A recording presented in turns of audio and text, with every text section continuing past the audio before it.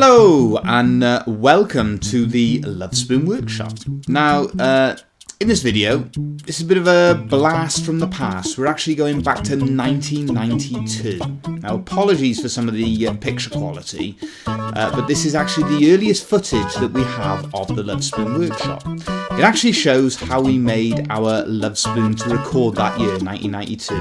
As you can see, the first thing that Dad did to make this one, he made a cardboard template that you can see on screen, because throughout the process, he wasn't actually sure of how he was going to be able to make this Lovespoon. So he made a cardboard template just to get the idea in his head of how the design might come together.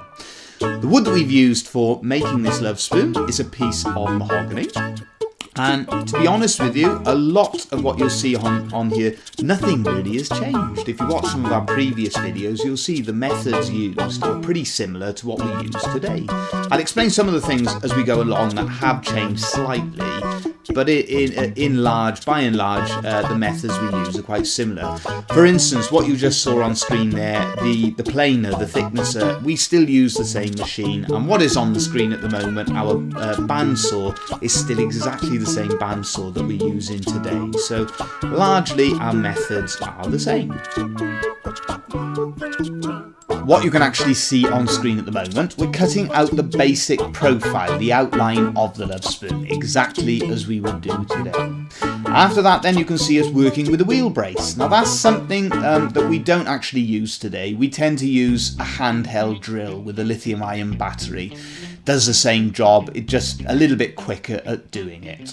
And then a quick shot here of Dad working with the coping saw. Something again we don't use as often today. We do still use it, but we tend to use the scroll saw more. But depending on the job, we do use a variety of saws and scroll saws and coping saws and band saws. So we're still using very similar methods today.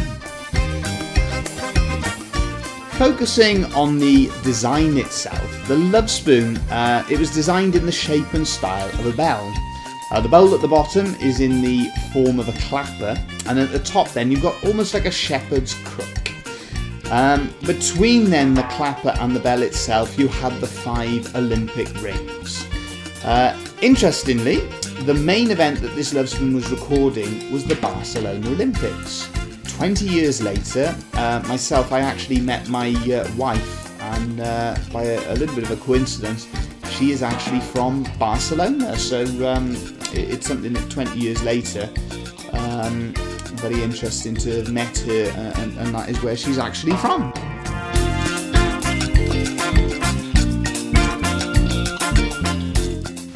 Putting our attention back to what you can see on screen. This was the real essence of this particular project and the most difficult part. It was getting those 5 rings to go in the Olympic rings formation. Now it's a challenge to do 5 rings like this, but the difficulty with the Olympic rings is that centre ring is higher than the 2 rings that are by its side. So to get that middle ring to go higher, that was the thing that throughout this process Dad wasn't too sure of how he was going to do that, and also if it was going to be successful. As you can see on screen at the moment, the Lovespoon is now completed. It's all been carved from one single solid block of wood. We would have liked to have brought you more footage of the hand carving, but unfortunately this is all that actually survives. One thing we hope is that it will give you an idea that things in regard to the method of making Lovespoons, it really hasn't changed that much from the time that we started at the workshop to the current day. Throughout the process, as I previously outlined, Dad wasn't really sure of whether it was going to be successful. But what actually happened in this case, the clapper and shepherd's crook runs right the way through the inside of the spoon, and he freed that. And as you pick up the clapper, and this is what he was explaining on screen at this moment, as you pick up that clapper and reveal that shepherd's crook, it pulls that centre ring with it, and the 5 rings, they actually then go into the Olympic rings formation. So what he decided to do, he decided to carve 2 words on that particular piece of the design. Above the bowl, he carved the word doubt, because he had doubt all the way through the process, and we always have our doubts. As that doubt disappears inside the bell, the word faith is revealed. And as that word is revealed, the design, it is completed, and the Olympic rings formation are revealed. And that was the idea behind this particular Love Spoon. We hope you've enjoyed seeing some of the footage of how the workshop used to be.